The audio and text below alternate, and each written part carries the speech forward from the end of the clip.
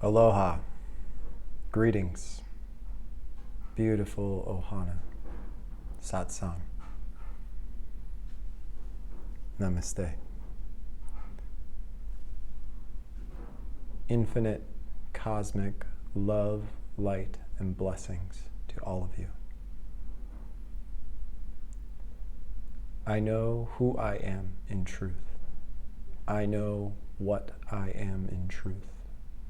I know how I serve in truth. I am free. I am free. I am free. Behold, I make all things new. I have come. I have come. I have come. Word, I am word. I am word through my vibration. Word, I am word.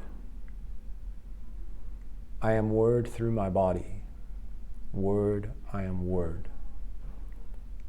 I am word through my knowing of myself as word. Word, I am word. It is so. God is. God is. God is. I am word through this intention. Word, I am word. I know who you are in truth. I know what you are in truth. I know how you serve in truth. You are free, you are free, you are free.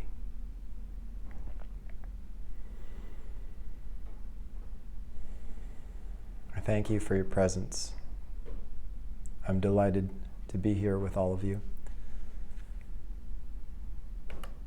I have some announcements to make. The first of which is that my third book, Common Ground, is now available for purchase on Amazon. As you can see, it exists. It's a real book. There's a link to that in the description. And links to my other books are available through my LinkTree as well. I've put together a community folder which has this map on it, the one that I have open on my screen, and let me just verify real quick that you can see. It looks like you can. Yes. This is a community map.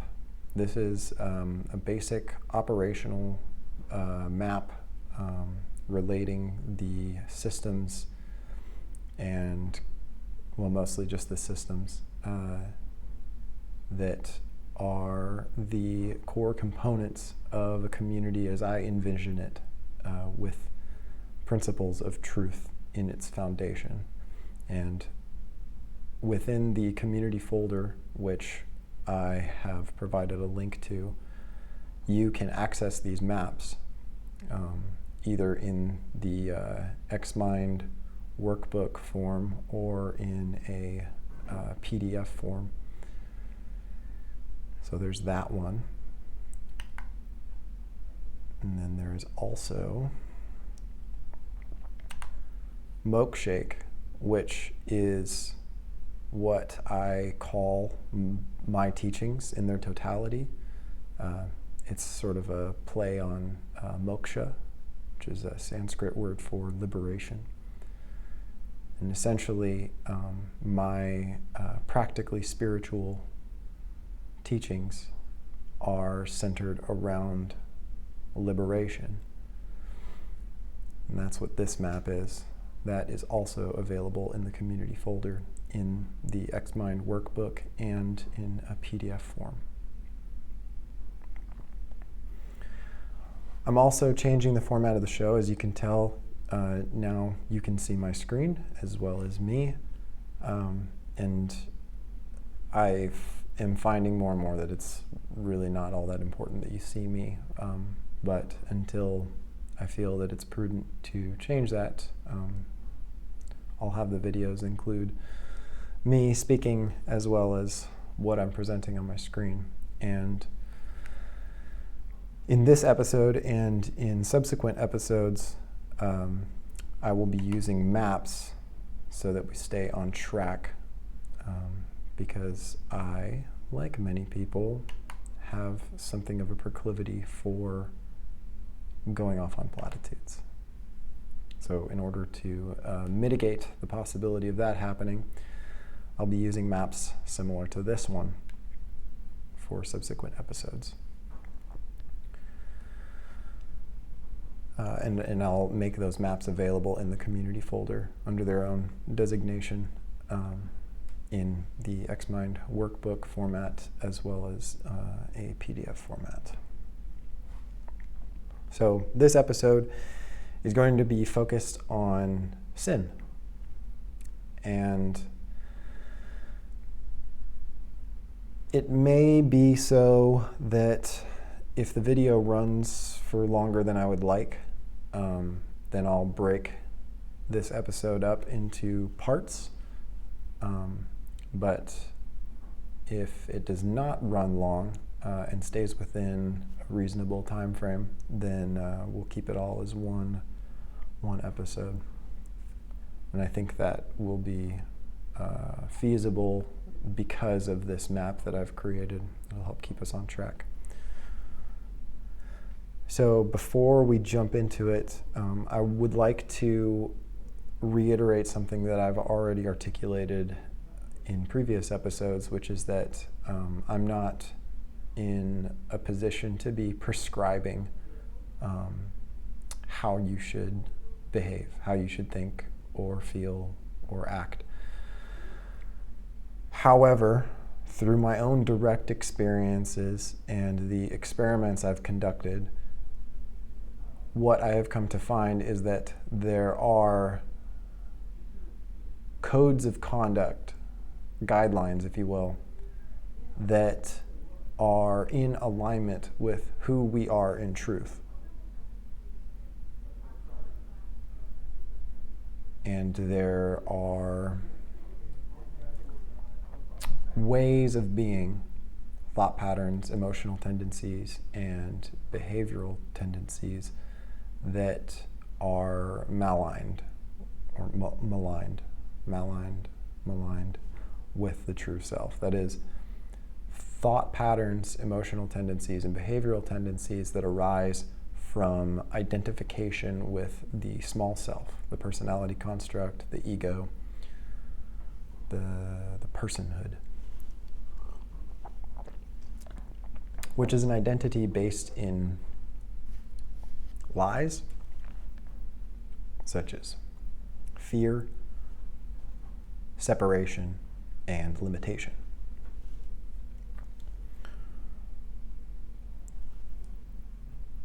The guidelines that are woven into my teachings, the codes of conduct that are apparent through my teachings, are less about hard and fast rules for which there are strict punishments.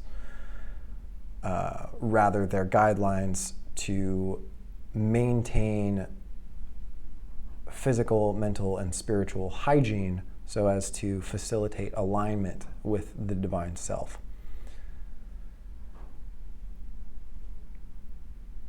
I mean to say that the natural consequences of sin are such that without any assistance from the intellect in regards to creating self-deprecating or self-flagellating narratives, the natural consequences of sin will demonstrate malignment with the divine self. That is, sinful behavior without the assistance of the intellect will, through pain and discomfort and potentially suffering, evidence to you that the way that you're thinking or feeling or behaving is not in alignment with who you truly are. If you are experiencing pain, discomfort, or suffering, there is a very distinct possibility that that is arising because of thought patterns, emotions, or behaviors that are not in alignment with who you truly are. Okay. Set that to the side for the time being. Let's jump into it.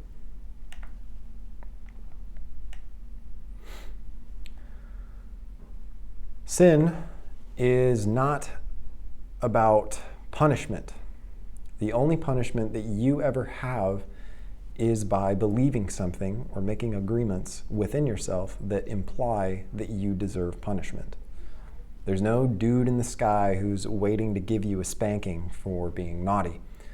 However, you will experience natural consequences for all of your thoughts, emotions, and actions according to natural law. It's worth noting that your own opinions and prescriptions for what you are worth, what you deserve, and so on, impresses the field that you inhabit, and in this plane are. For this reason, it is imperative to know in truth who you are, what you are, and how you serve, so that the opinions of the small self do not impose illusion and limitation on your experience. All, repeat, all are worthy. All is of God. Sin is a term which means to miss the mark, or at least that's what I've heard. As far as my investigations have revealed, I haven't been able to find anything to substantiate the idea that that is an archery term.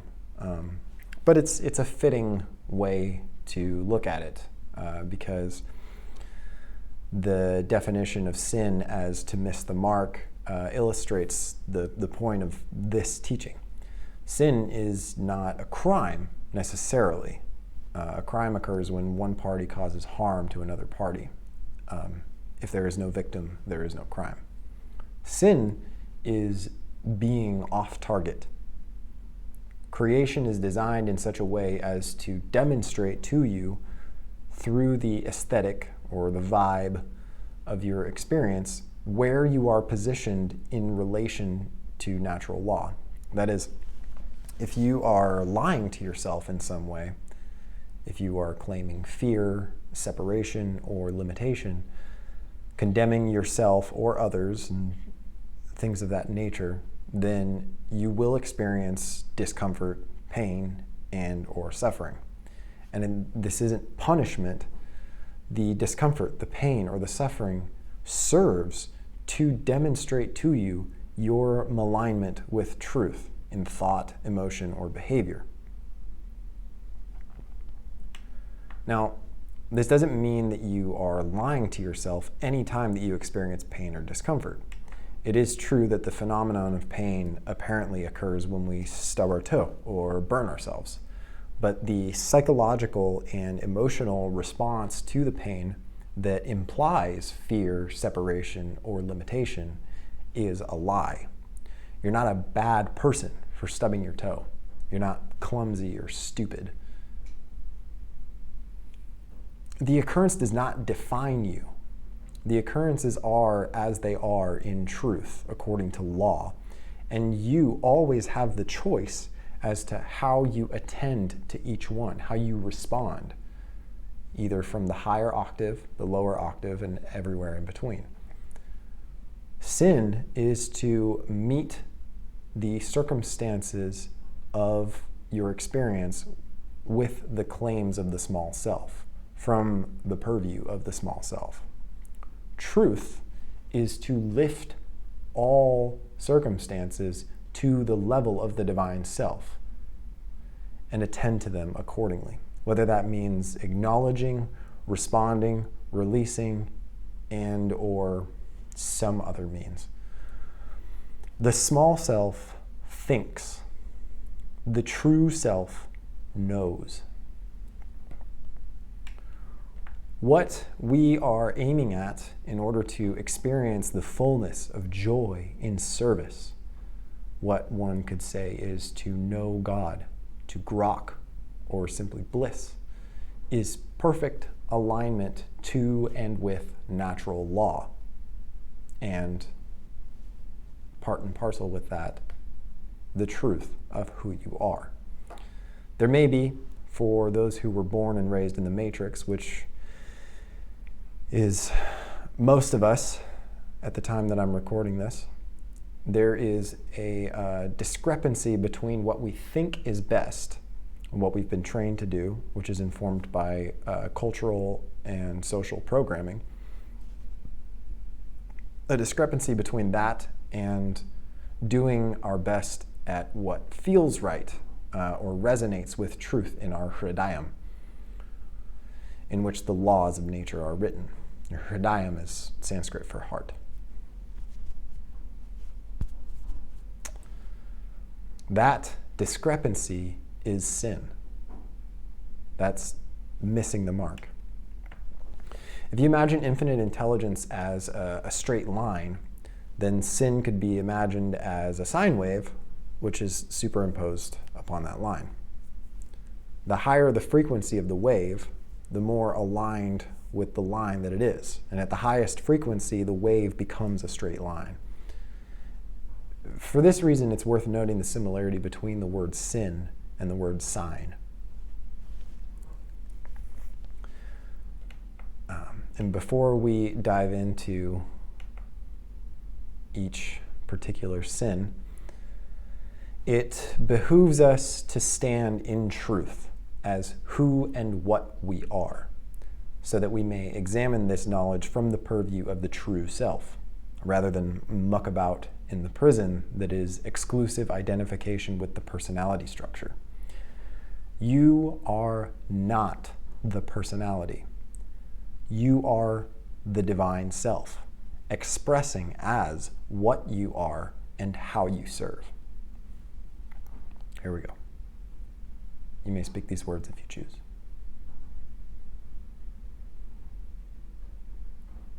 I know who I am in truth. I know what I am in truth. I know how I serve in truth. I am free. I am free. I am free.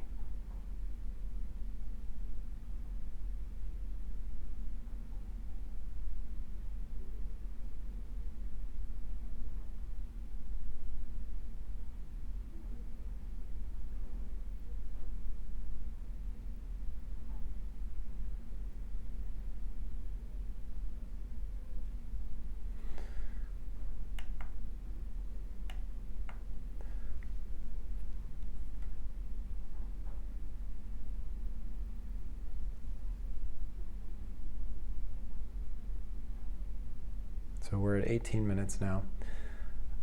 I'm going to end the video here, and this will be the first part of this episode. And then from there, we'll dive into the teaching itself. See you soon.